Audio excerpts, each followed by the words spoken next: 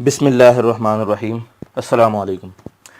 आज हम करेंगे क्वेश्चन नंबर 5 है चैप्टर नंबर 11 का principles of accounting Icom part 1 adjustment and there effects on final accounts. तो क्वेश्चन हम देख लेते हैं। ट्रायल बैलेंस इसमें दिया गया है, ठीक है, और इससे हमने trading and profit and loss account बनाना है और बैलेंस शीट बनानी है। बहुत ही सिंपल है, किस तरह से करेंगे ये देख लें कि the following trial balance was extracted from the books of Rahim on 31 December 2015। Prepare a trading and profit and loss account and balance sheet. ठीक है, ये ट्रायल बैलेंस गिवन है, दे दिया गया। अब यहाँ से हमने यही अमाउंट्स उठा लेनी है और simple trading and profit and loss account. ठीक है, trading and profit and loss ये है क्या।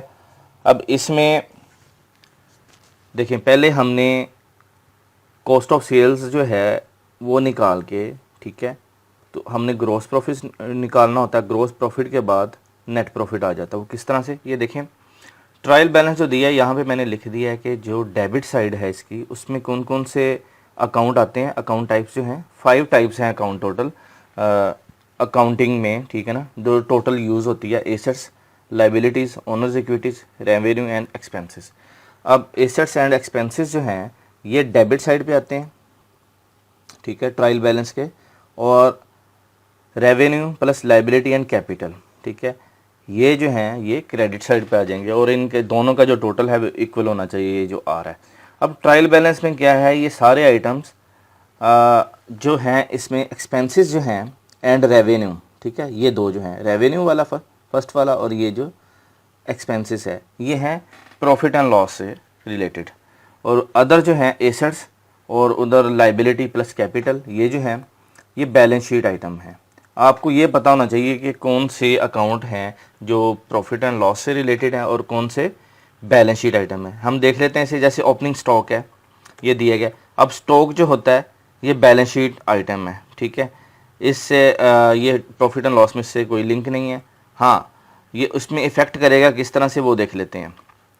अच्छा, बिल्डिंग ये बैलेंस शीट आइटम है। परचेजेस, ठीक है, इसमें ये जो है trading and profit and loss account है, जो वहाँ पे मटेरियल जो यूज़ होता है ना वो डायरेक्ट वहाँ पे एक्सपेंसेस में वो चला जाता है। सन्ड्री डेटर्स या डेटर्स या रिसीवेबल्स, ठीक है, जिनको उधार पे आपने सेल की हुई होती है वो सन्ड्री डेटर्स होते हैं, यानी कि उनसे हमने रिसीव करना होता है, ठीक है, तो ये बैलेंस शीट आइटम है। सेल्स रिटर्न, अब सेल्स जब होती है तो सेल्स रेवेन्यू जब भी इंक्रीज़ होता है उसे हम क्रेडिट करते हैं, जैसे यहाँ पे सेल आ रहा है तो उसे क्रेडिट किया हुआ है। लेकिन सेल जब रिटर्न होती है तो उसकी रिवर्सल एंट्री डलती है जिसे डेबिट कर देते हैं।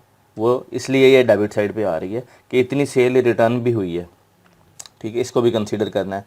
कैरिज इनवर्ड क्या है, ठीक है, ये डायरेक्ट एक्सपेंस है, ठीक है, जो चीज़ों को, ठीक है, मटेरियल को लाने के लिए फैक्ट्री में, कंपनी में, ठीक है, मिल में जो कैरिज हमारा जो यूज़ होता है, ठीक है ना, फ्रेट चार्जेस भी हम जिसे बोलते हैं, वो कैरिज इनवर्ड है कि चीज़ों को लाने के। अब आपने एक मैन्युफैक्चरिंग करनी है किसी भी चीज़ की, तो ज़ाहिरी बात है उसके कुछ पार्ट्स जो हैं वो कंप्लीट आप असेंबल करेंगे तो एक चीज़ बनती है, ठीक है, तो उसे जब लाने के लिए जो खर्चा होता है ना वो कैरिज इनवर्ड कहलाता है, जो फ्रेट चार्जेस होते हैं। और इसी तरह जब आप सेल करते हैं ना, उस चीज़ को कंप्लीट बनाने के बाद जब आप सेल करते हैं तो वो गाड़ियों पे जब आप वहाँ तक उनके स्टोर तक पहुँचाते हैं तो वो आपका कैरिज आउटवर्ड होता है, ठीक है।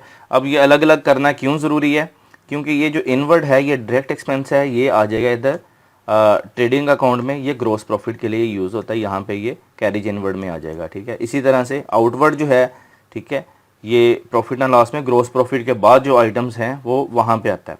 इसी तरह से सैलरीज, हाँ, वेजेस हों तो वो डायरेक्ट ऊपर आ जाती हैं, ग्रॉस प्रॉफिट के लिए हम यूज़ करते हैं उसे, लेकिन जब सैलरीज आ जाएं तो वो ग्रॉस प्रॉफिट के बाद हम नीचे लिखते हैं, क्योंकि एज पर स्टैंडर्ड इसी तरह से लिखा जाता है कि सैलरीज को हम फिर ग्रॉस प्रॉफिट के बाद नेट प्रॉफिट के लिए यूज़ करते हैं।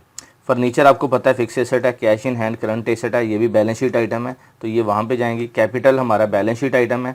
Sales trading and profit and loss account, ज़ाहिर बात है सेल्स है तो हमने अगर प्रॉफिट निकालना है तो हमने सेल या प्रॉफिट एंड लॉस में लेनी पड़ती हैं।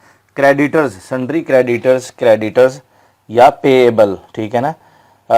ये जो हैं टर्म्स यूज़ होती हैं मुख्तलिफ, लेकिन एक ही चीज़ है कि सन्ड्री क्रेडिटर्स या क्रेडिटर्स क्या हैं, जिनसे हम उधार पे चीज़ें लेते हैं, ठीक है। तो ये आपने पे करना है, लाइबिलिटी है आपकी, तो वो अमाउंट दी गई है, ये बैलेंस शीट आइटम है। और परचेज़ रिटर्न, अब परचेज़ रिटर्न क्या है, परचेजेस जब होती हैं तब आप उसे डेबिट करते हैं, जैसे ये डेबिट साइड पे परचेजेस आ रही हैं। इसी तरह से जब वो रिटर्न हो जाती है कि कुछ मटेरियल अगर कोई ख़राब, कोई डिफेक्ट निकला है, तो ज़ाहिर बात आपने उसे रिटर्न करना है कि भाई सही भेजो। तो जितना रिटर्न किया आपने, उसकी रिटर्न की एंट्री, उसकी रिवर्सल डाल देते हैं उन्हें कि उसे क्रेडिट करके, ठीक है। ये सारी अमाउंट्स गिवन है। तो यहाँ पे ये ट्रेडिंग, ये ट्रायल बैलेंस कंप्लीट है जो दिया गया है बुक में। उसके नीचे यहाँ पे ये देखें क्लोजिंग स्टॉक दिया गया है, ठीक है।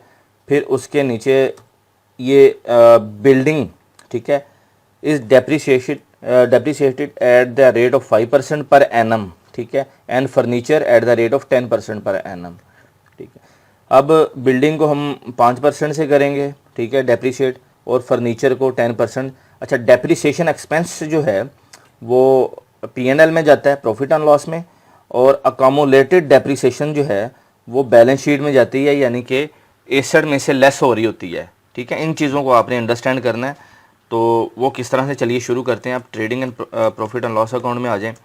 देखें, ओपनिंग स्टॉक गिवन है, ठीक है, ये दिया गया। सबसे पहले आपने क्या करना होता है कॉस्ट ऑफ सेल्स के लिए, ठीक है, ओपनिंग स्टॉक लेना होता है, उसमें जो परचेजेस हुई हैं पूरे साल में, ठीक है, वो परचेजेस ऐड कर लेते हैं। जैसे हमने ये ऐड किया, परचेजेस यहाँ पे आ रहा है, देखें।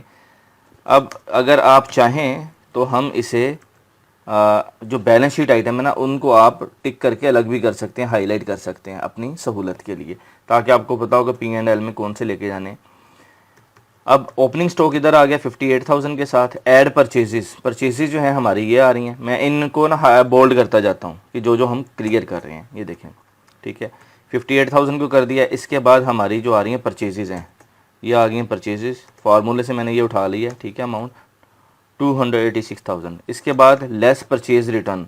अब परचेज रिटर्न कितने हैं ये देखें, ठीक है, इसे हमने कर दिया कि ये भी हमने कर लिया। परचेज रिटर्न 21,000, ये देखें लेस हो रही हैं। यहाँ पे जब आपने इसे टोटल किया है तो ये देखें, इन तीनों को अगर टोटल करें आप तो 3,23,000 आ गया, ठीक है। ओपनिंग स्टॉक आपके पास साल के शुरू में ये पड़ा हुआ था, ठीक है। अब परचेजेस पूरे साल में इतनी हुई हैं और परचेज रिटर्न जो कर दी है वो इतनी होती है। नेट इफेक्ट जो है मटेरियल आपके पास कितना है जी, 3,23,000 का टोटल मटेरियल, ठीक है। अब उसमें से होता क्या है, क्लोजिंग बैलेंस को जब लेस करते हैं तब आपका निकलता है कॉस्ट ऑफ सेल्स, ठीक है। इसी तरह से कैरिज इनवर्ड, ये आपने डायरेक्ट ले लिया, ये देखें 6,000 आ रहा है।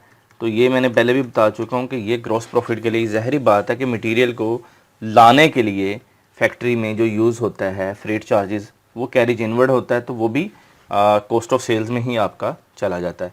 तो ये आ गया मटेरियल से रिलेटेड 3,23,000 प्लस 6,000 आपका कैरिज इनवर्ड आ गया। वेजेस होती तो वो भी यहीं पे आ जाती, इसमें वेजेस नहीं दी गई। अगर वेजेस हों तो उसका ख्याल करना है आपने कि उसको भी आपने ऊपर वाले पोर्शन में लेना है, ग्रोस प्रॉफिट तब निकलेगा सही है आपका।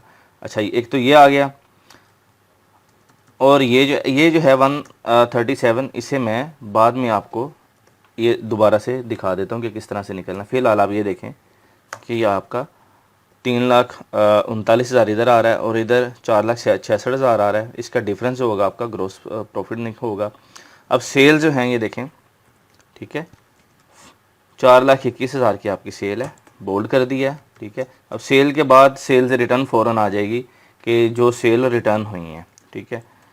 अब यहाँ पे 36,000 की सेल्स रिटर्न हो गई है, तो टोटल सेल जो है वो कितनी है, दोनों को ऐड किया है, ठीक है, 3,85,000 की आपकी टोटल सेल है, क्योंकि सेल रिटर्न को काउंट करने के बाद।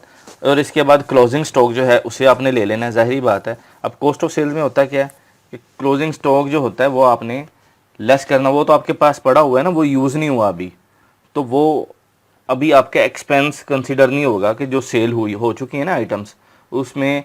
अच्छा, कॉस्ट ऑफ सेल्स है क्या,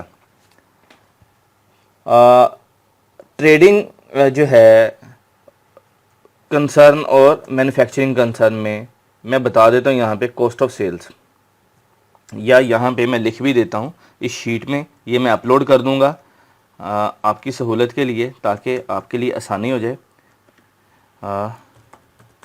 cost of sales for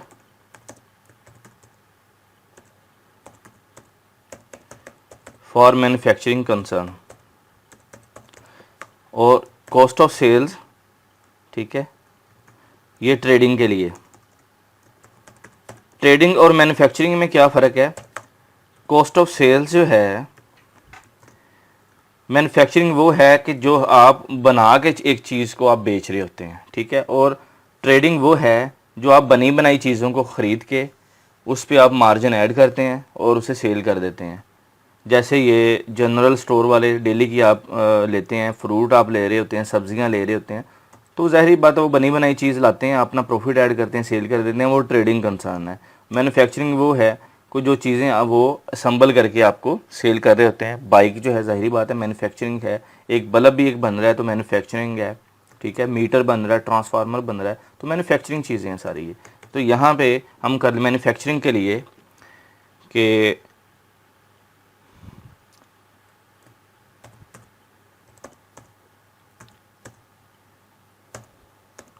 manufacturing cost of sales items, ठीक है। अच्छा, जो सेल की गई हैं उनकी जो मैन्युफैक्चरिंग कॉस्ट है वो कॉस्ट ऑफ सेल्स है। किसके लिए? ये मैन्युफैक्चरिंग कंसर्न के लिए, ठीक है। और इसके लिए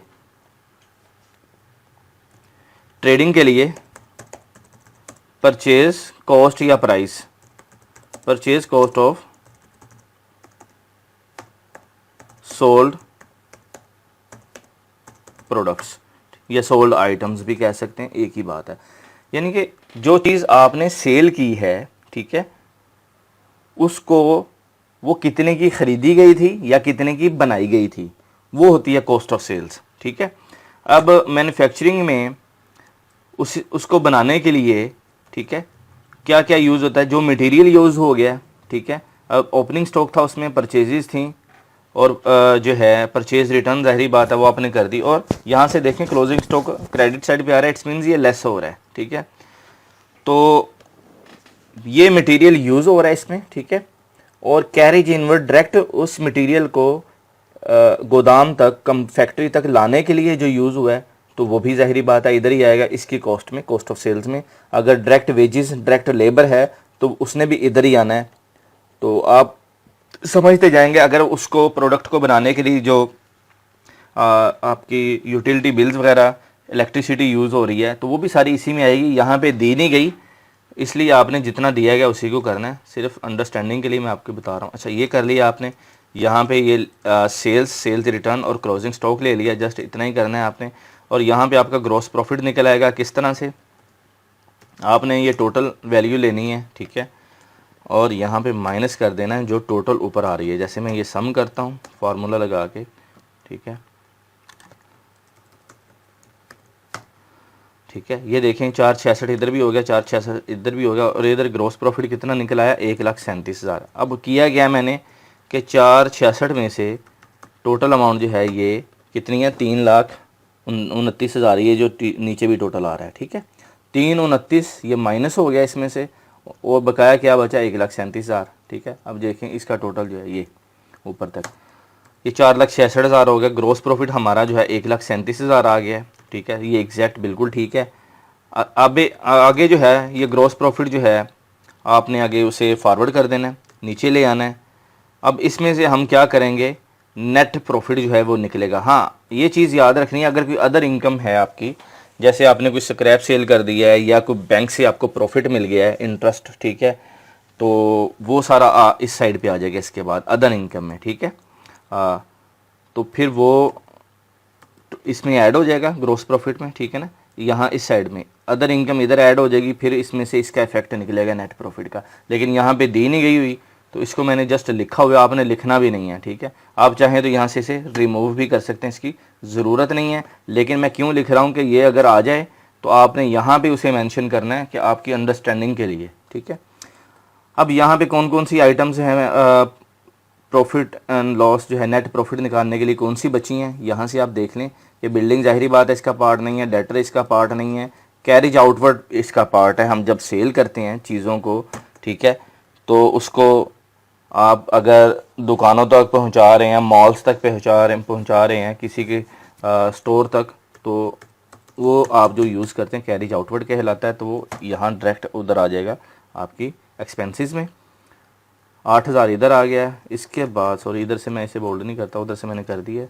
इसके बाद सैलरीज़ हैं, ठीक है, सैलरीज़ ने भी इधर आना है। ये 16,000 है, ठीक है, ये मैं ले आया हूँ सैलरीज़ को, 16,000 आ गया।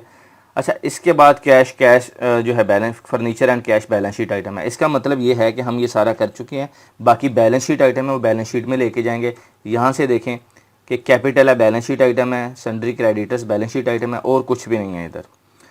ओके, अब हमने क्या करना है, जस्ट यहाँ से इसे अगर मैं रिमूव करूँ तो देखें कि हमारे जो हैं इधर ग्रोस प्रॉफिट आ रहा है 1,37,000, और हमारे जो एक्सपेंसेस आ रहे हैं, ठीक है, ग्रोस प्रॉफिट के बाद वो आ रहे हैं 29,800 रुपया।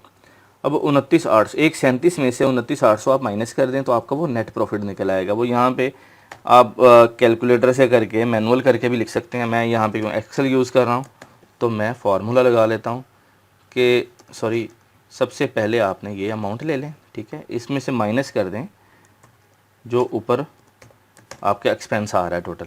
टोटल एक्सपेंस हमारा यहाँ से आ रहा है। ये 3 जो हैं अमाउंट्स दी गई हैं, तो ये देखें 1,07,200 आपका नेट प्रॉफिट निकल आया है, ठीक है। तो यही हमारा नेट प्रॉफिट है, ये मैच कर रहा है। अच्छा, इसके बाद अब आपने यहाँ पे एक चीज़ देखनी है कि मैंने जो बतानी थी ना, 2 चीज़ें मैंने बता दी थी, कैरिज आउटवर्ड एंड सैलरीज।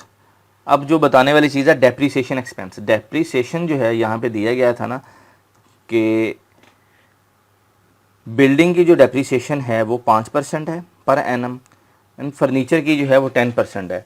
यहाँ पे अगर डेट ऑफ परचेज भी उनकी दी जाए ना, फिर आपने उस हिसाब से जितने मंथ हो ना उस पे काउंट करना है। ये यहाँ पे जब ना दिया गया हो तो पूरे साल पे ले लेते हैं, ठीक है। ये देखें डेप्रीसिएशन मैंने लिया है, डेप्रीसिएशन एक्सपेंस है ना, तो उसने आपके प्रॉफिट एंड लॉस में एक्सपेंस में इधर जाना है, और प्रॉफिट को जाहिर बात आपके कम करेगा। तो 5,800 इधर कैसे आया, ये अमाउंट है देखने वाली।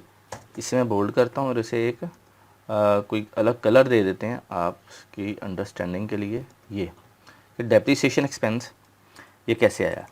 अब यहाँ पे दिया गया बुक में रेट दे दिया गया कि चार्ज क्या करनी है, बिल्डिंग का 5% है, फर्नीचर का 10% है। अब जो मैंने लिख लिया डेप्रीसिएशन बिल्डिंग 5% पर एनम।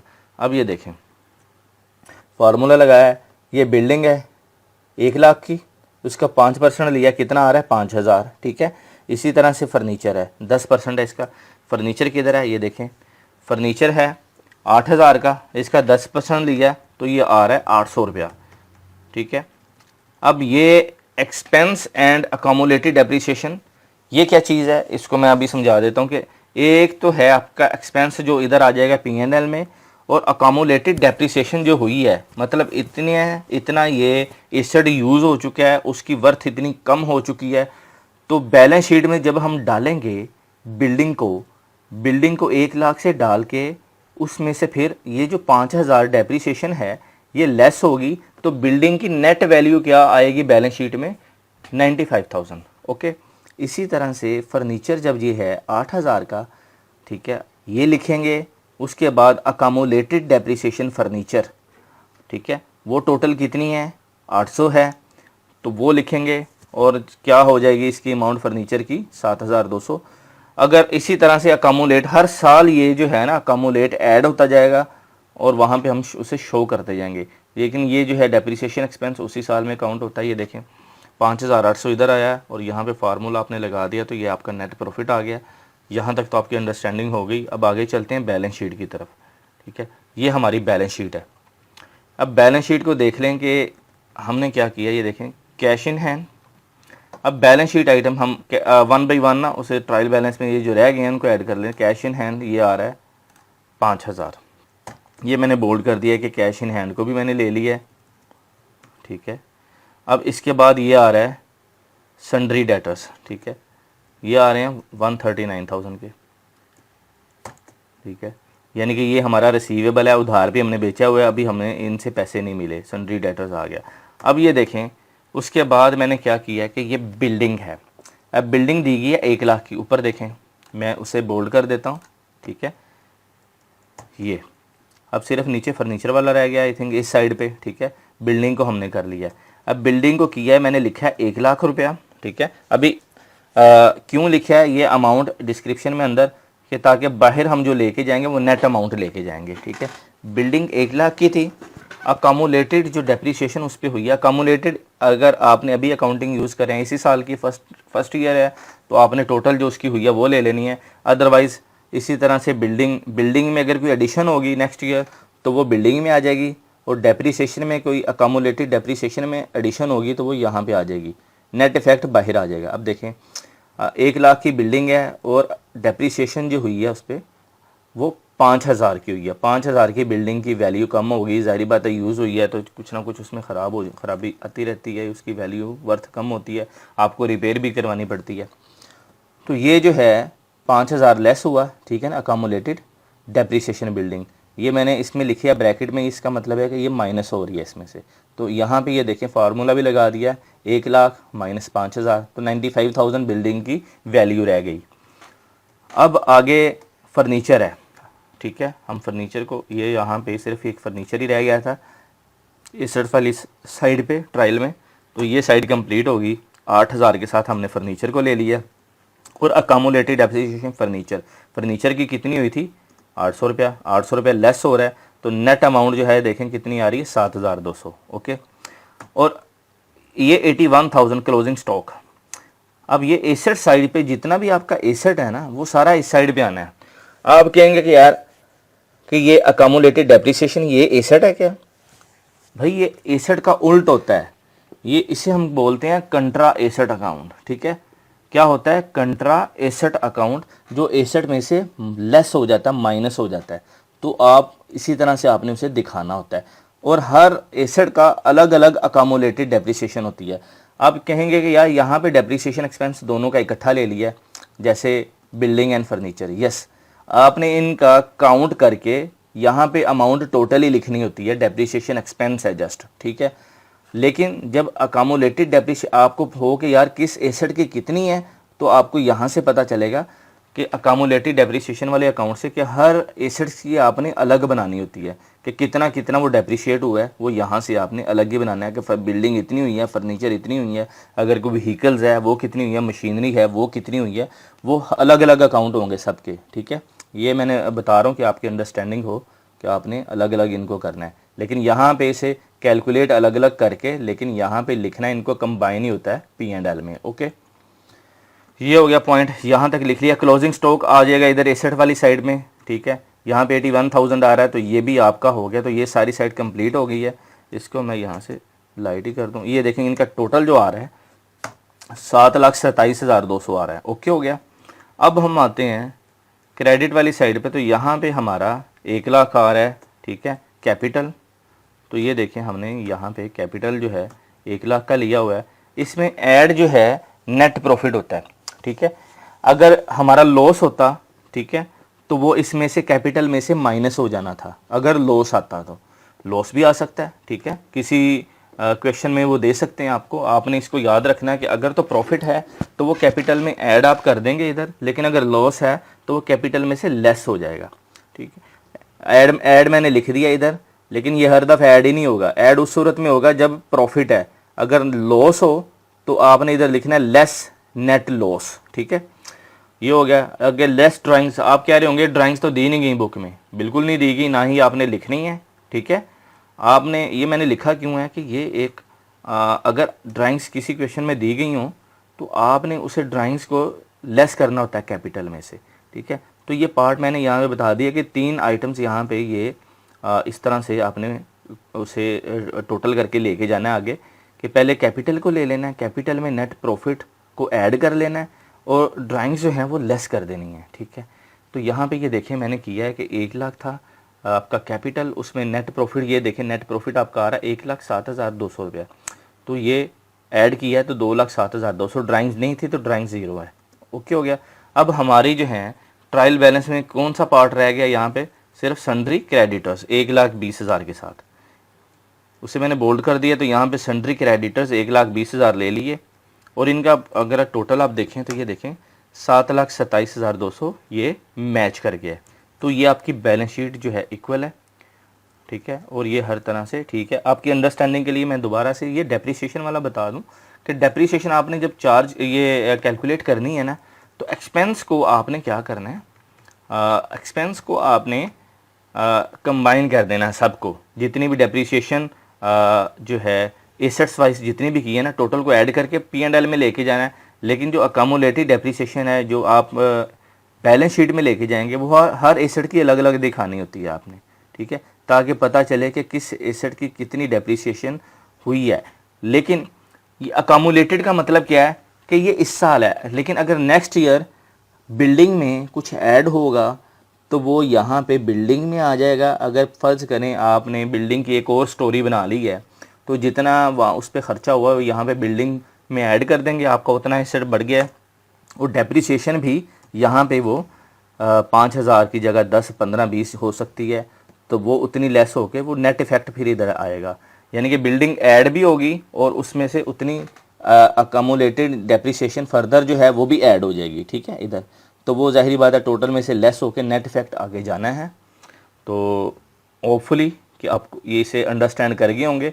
और इस शीट को जो है मैं डिस्क्रिप्शन में इसका लिंक दे दूंगा, आप इसे डाउनलोड करके तो इसे दोबारा से इसे सॉल्व करें। इन जो हैं अमाउंट्स को यहाँ से ट्रायल बैलेंस रहने दें, trading and profit and loss account ये सारी रिमूव करें एक दफ़ा, ठीक है, और बैलेंस शीट की भी रिमूव करें और इसे फिर सॉल्व करें आप।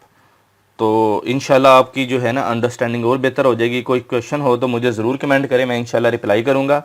वीडियो को अपने दोस्तों के साथ शेयर करें, लाइक करें और कमेंट करें, और इंशाल्लाह फिर नेक्स्ट वीडियो के साथ हाज़िर होंगे। अल्लाह हाफिज़।